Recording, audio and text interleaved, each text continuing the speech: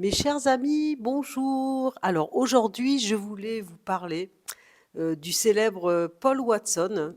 Voilà, hein, comme vous savez, hein, ce militant défenseur des océans et notamment de la cause des baleines. Donc, alors, dans les actualités, hein, à ce jour, donc, il a été arrêté le 21 juillet. Donc, il a tenté d'intercepter un navire-usine baleinier japonais, tout neuf, flambant neuf. Et donc, suite à ça, il s'est retrouvé en fait arrêté au Groenland. Il était incarcéré, hein, actuellement, en tout cas jusqu'au 18 décembre, dans l'attente d'une extradiction du Japon, hein, bien évidemment, qui souhaite le juger pour ce qu'il a osé commettre auprès de ce fameux baleinier. Et je crois qu'il y a aussi un vieux dossier qui remonte à 2010. Donc, il faut savoir en parallèle que Paul Watson est plutôt défendu par la France, hein, puisque il a eu l'attribution de la citoyenneté d'honneur, hein. Il y a une cérémonie qui s'est déroulée le 10 décembre à Paris. Il y avait la mère, Madame Hidalgo, la compagne de Paul Watson, son fils, qui a 8 ans et qui était en pleurs apparemment, hein, puisqu'ils ont montré les images de l'arrestation de son père. Et c'était mignon parce que lui-même, il avait une petite peluche de baleine dans les bras. Donc, qu'est-ce qu'on peut penser à cet âge-là, finalement, de l'arrestation de son papa? Je ne sais pas, je ne suis pas dans sa tête. En tout cas, il semble-t-il, voilà, il est plutôt triste et je pense très affecté par la situation. Donc c'est vrai que les Français sont peut-être d'un point de vue politique un peu pris en porte-à-faux, puisqu'il y a des enjeux économiques sûrement avec le Japon, et le Danemark aussi qui doit peut-être se sentir en mauvaise posture. Ceci dit, moi je suis très fière d'annoncer que la conférence des Nations Unies pour l'océan, elle se tiendra à Nice l'année prochaine. Donc, moi, j'habite à Nice, alors je suis vraiment très contente d'y être et d'y participer. Et donc, c'est vrai que donc c'est un geste qui n'a pas forcément plu aux Japonais et ils ont décidé, semble-t-il, de boycotter, en tout cas pour l'année prochaine, cette fameuse conférence. Bref, bon, ça, c'est un petit peu le contexte actuel de Paul Watson. Moi, j'ai décidé aujourd'hui, en fait, de regarder un petit peu son thème. Alors, c'est ennuyeux parce que on ne connaît pas l'heure de naissance de Paul Watson. On sait simplement qu'il est né le 2 décembre 1950 à Toronto. Et donc, il a fêté très récemment ses 74 ans.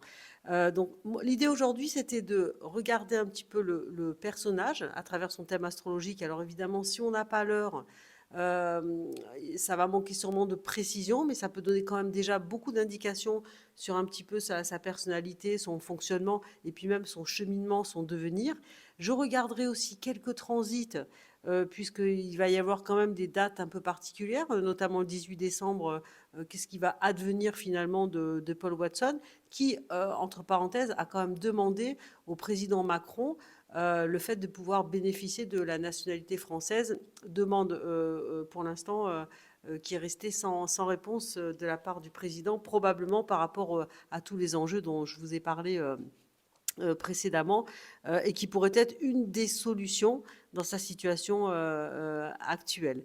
Donc, je vous parlerai de ça et je vous parlerai de ce que moi je pense percevoir au regard de ces transits, hein, et passages planétaires, notamment sur la question du 18 décembre, et puis avec fin mars, pour moi, des transits qui sont assez déterminants pour lui, probablement avec je dirais, une issue peut-être favorable pour lui à ce moment-là, ou en tout cas peut-être des décisions qui pourraient le faire sortir de l'impasse et dans la situation dans laquelle il est. Alors, on va revenir un petit peu quand même sur le personnage. Donc, Paul Watson, on sait, hein, c'est un militant écologiste.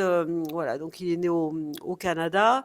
Il s'est toujours en fait finalement engagé, hein, pour la protection des océans et de la vie marine. Et en fait, il a consacré sa vie à ça. Il a été fondateur, des premiers fondateurs de la grande Greenpeace en 1971. Après, il a quitté l'organisation parce qu'il y avait des divergences, parce que lui, c'est quelqu'un qui a des méthodes d'action assez directes. Et la même année, il a fondé Sea Shepherd. Donc là, c'est vraiment l'organisation dédiée à la protection de la faune marine, et puis avec l'application des lois internationales sur la conservation des océans.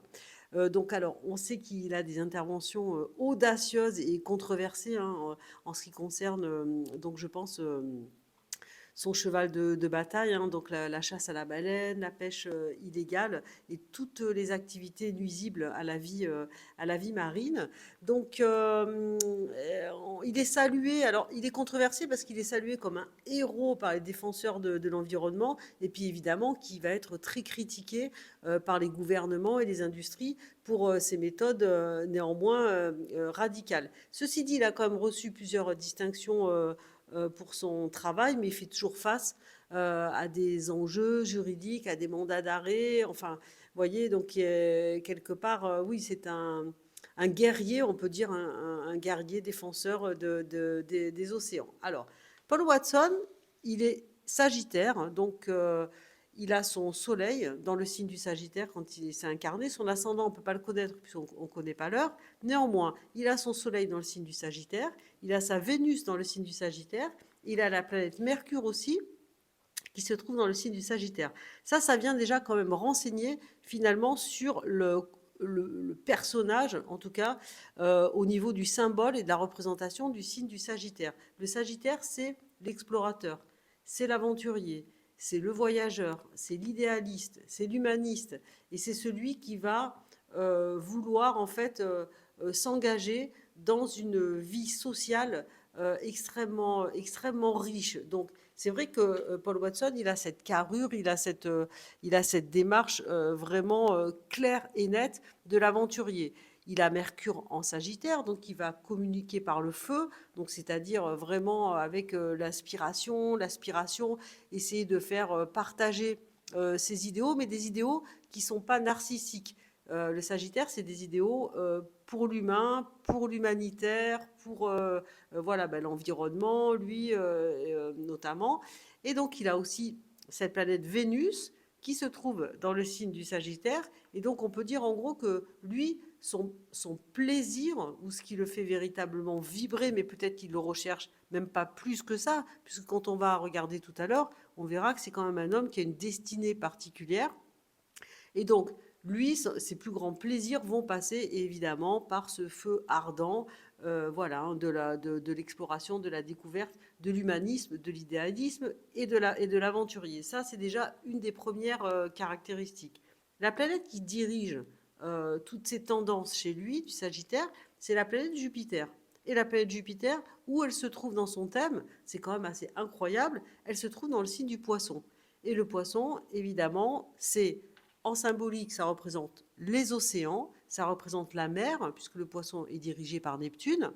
Mais il y a aussi, derrière le poisson, il y a une notion de grande spiritualité et de grande compassion. Donc probablement que Paul Watson, c'est quelqu'un qui a à l'intérieur de lui, même si ça paraît pas de l'extérieur, une démarche assez spirituelle, et il est animé, je pense, d'une compassion qui est extrêmement féroce. La compassion, c'est-à-dire une sensibilité à la souffrance, donc lui notamment la souffrance animale, où il doit percevoir au-delà de ce que peuvent penser les industriels et tous ceux finalement qui dérangent, hein, dans ces combats. C'est que lui, il a probablement perçu, en lien avec le monde marin ou le monde des baleines ou de tous ces animaux finalement, peut-être une forme de conscience chez eux, ou une forme de... Vous voyez ce que je veux dire? Nous, en général, on se voit entre humains, on se reconnaît, etc., etc. On essaye de se comprendre dans la mesure du possible. Mais lui, peut-être qu'il a perçu quelque chose de très profond en lien avec ce champ-là et qui fait que finalement ça le motive au-delà de tout et qu'une agression probablement sur une baleine pour lui est de l'ordre de vraiment de l'insupportable, je pense. Donc, en parallèle de ça, ce qu'il y a quand même d'extraordinaire dans son thème, c'est que il a son devenir, puisqu'on peut voir en astrologie son thème, hein, d'où on vient et vers où on doit aller dans cette vie, c'est-à-dire notre chemin de vie, qui se traduisent par le nœud sud, d'où on vient, et le nœud nord vers où on doit aller. Mais Paul Watson, ça s'invente pas, il a son nœud nord dans le signe du poisson. Donc, il a quelque chose à voir, quoi qu'il en soit, avec le champ de la compassion, avec le champ de participer à quelque chose qui va soulager ou aider l'autre et la souffrance. Mais lui, ça se passe dans le poisson, donc potentiellement, ça se passe dans l'océan et à voir avec tout le milieu marin. Donc, quelque part, il est complètement dans son axe de vie. Alors, je ne dis pas que tous ceux qui ont le nœud nord en poisson vont forcément aller combattre, voyez, dans les milieux marins, etc., puisque le poisson, c'est aussi la spiritualité, c'est aussi le soin, donc ça peut être des médecins, ça peut être, vous voyez, des gens comme ça, ou même des biologistes, puisque le nœud nord en poisson génère chez la personne une grande intuition et une connaissance assez instinctive de tous les mécanismes de la vie, de tout ce qui est la bio, tout ce qui est, vous voyez. Donc lui, il est complètement imprégné de ça, et à croire même que son incarnation, elle est vraiment, enfin, je dirais pas qu'il est né pour ça, mais pas loin. Vous voyez ce que je veux dire? Voilà. Ensuite, parallèlement à ça, il a quand même deux aspects qui sont intéressants.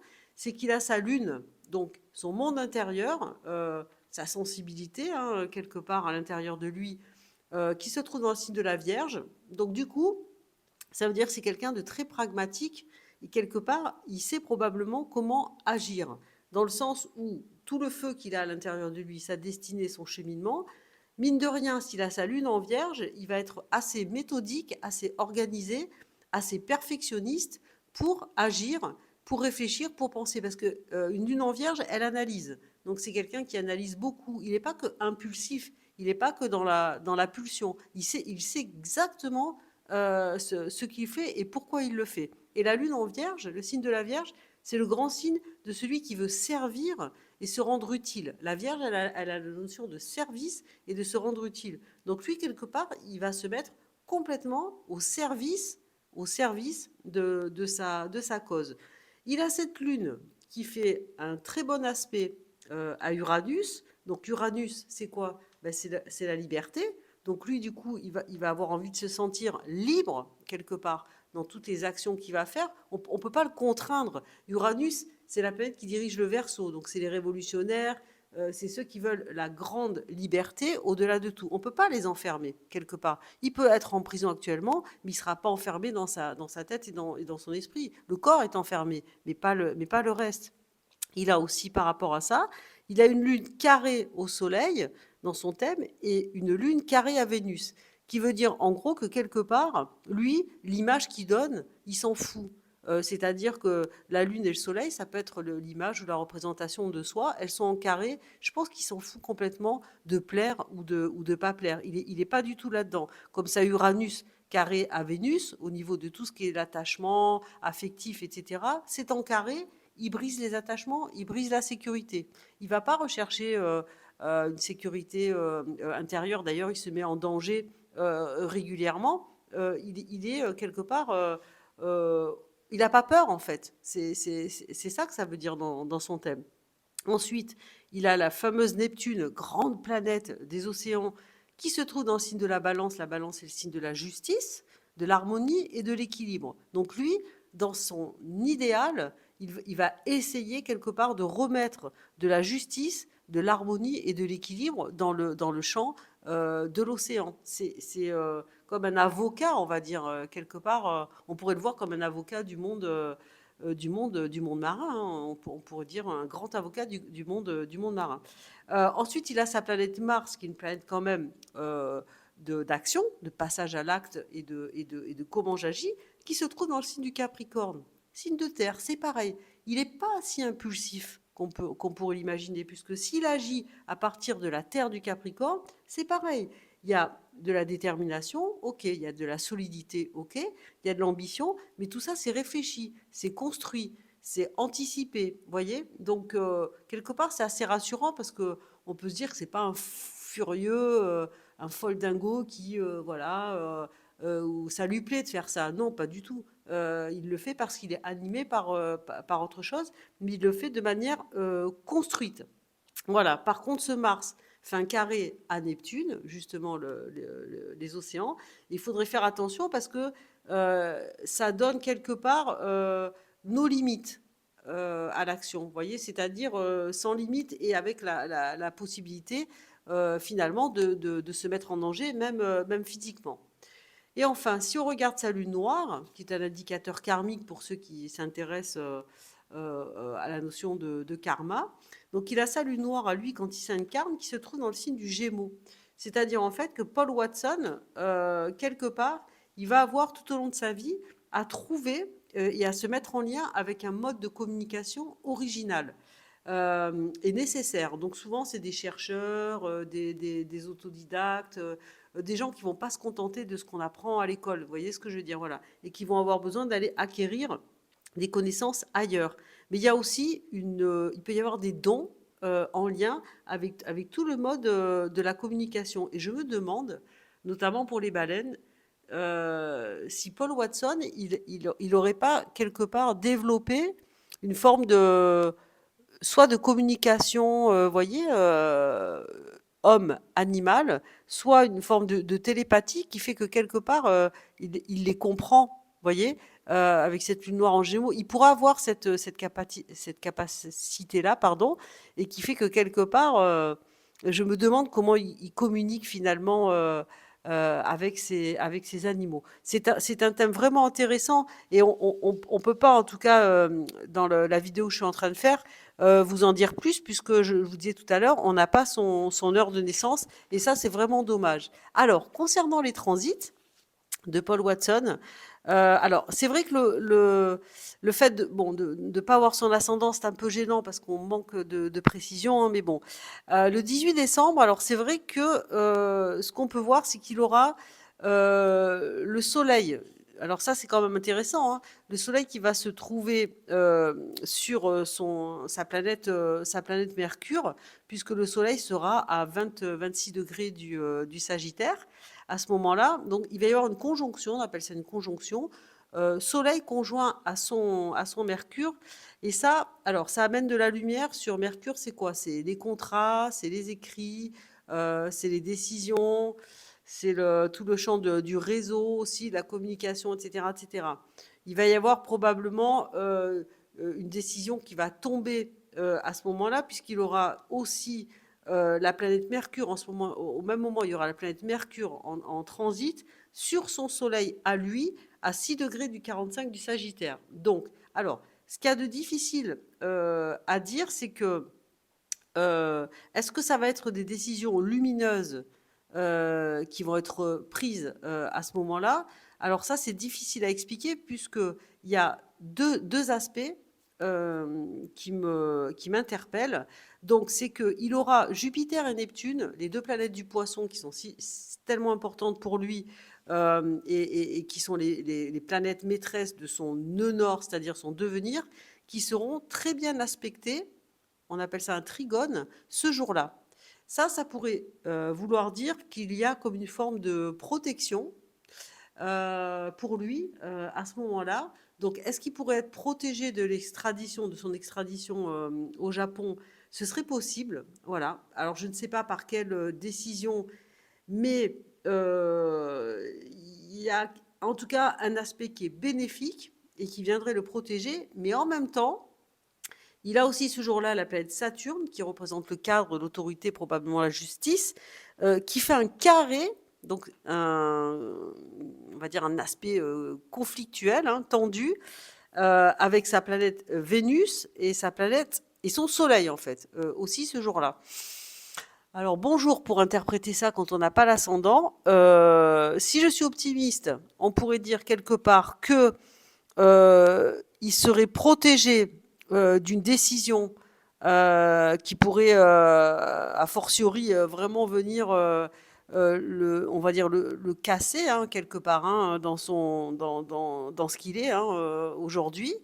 Mais avec un peu de chance, voilà, on va dire qu'il s'en sort, sachant que à ce moment-là, il a quand même la planète Uranus, cette fameuse planète hein, de liberté, de révolution, qui fait un très bon aspect à son nœud nord, c'est-à-dire son devenir, et son nœud sud, d'où il vient, aussi ce jour-là.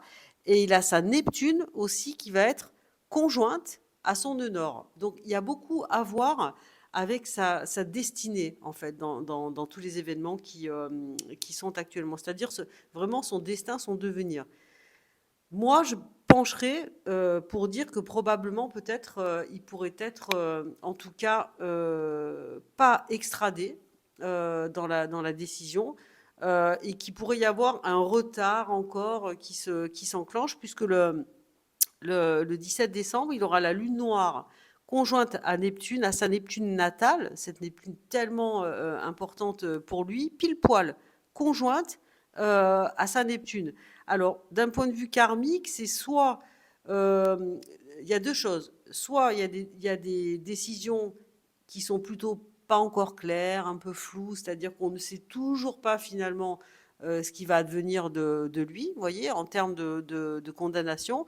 Et si c'est plutôt quelque chose de positif, ça viendrait révéler quelque part et venir valider ce transit, en fait, sa mission neptunienne, je dirais, dans cette vie. C'est chaud hein, quand même. Hein.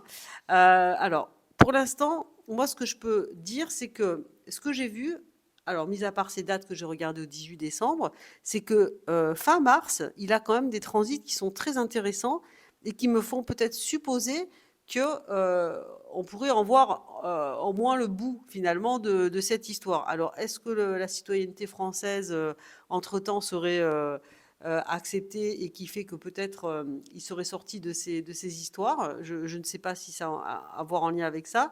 Quoi qu'il en soit, fin mars, il a la planète Saturne qui est conjointe à son nœud nord, toujours la destinée. Tout est marqué par ça hein, pour moi. Donc Saturne, c'est vraiment la responsabilité finalement qui est assumée.